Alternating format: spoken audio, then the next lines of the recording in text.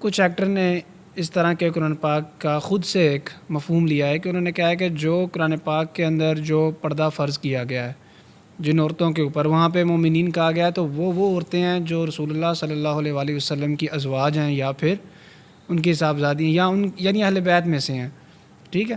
تو وہ ان کے اوپر پردہ فرض ہے، باقی جو عورتیں ہیں ان کے اوپر اس طرح پردہ فرض نہیں ہے۔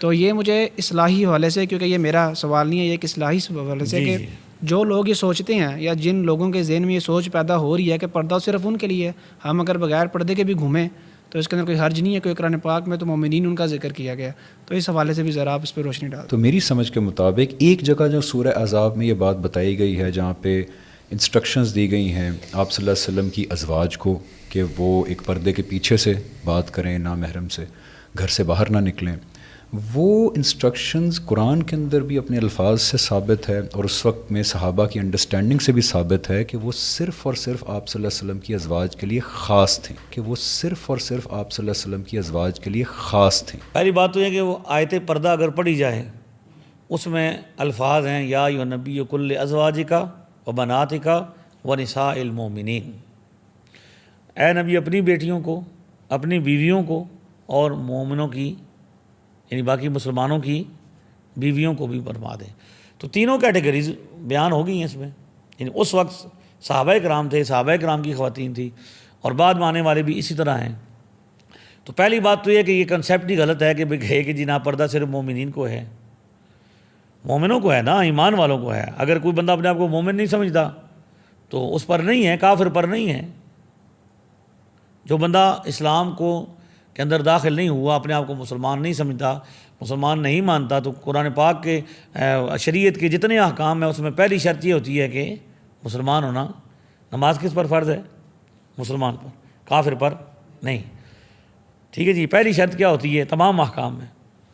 لہذا شریعت مخاطب ہی اسے کرتی ہے جو کیا ہے؟ مسلمان ہے۔ اور دوسری بات یہ کہ اگر کوئی یہ سمجھتا ہے کہ بھئی یہ اعلیٰ سطح کے لوگ تھے تو ان کو تھا، اگلا نظریہ یا فلسفہ یہ ہو سکتا ہے کہ یہ تو اعلیٰ درجے کے لوگ تھے، تو بھائی بات یہ ہے کہ جب کائنات کی بہترین خواتین کو یہ حکم ہے، جو کائنات کی سب سے بہترین خواتین ہیں نبی پاک کی ازواج طیبات رضی اللہ تعالیٰ عنہن، جب ان کو یہ حکم ہے کہ وہ پردہ کریں تو باقیوں کے لیے تو زیادہ ہونا چاہیے۔ یعنی ان کی گارنٹی اللہ نے دی ہے، رسول نے ان کی گارنٹی دی ہے۔ سیدہ عائشہ صدیقہ پر جب الزام لگایا تو حضور نے یہ فرمایا کہ بھئی مجھے اپنے اہل میں خیر کے سوا کچھ نہیں ہے، میری خواتین میں، میری ازواج میں یہ حضرت عائشہ جن کے بارے میں دنیا و آخرت میں تو میری بیوی ہے۔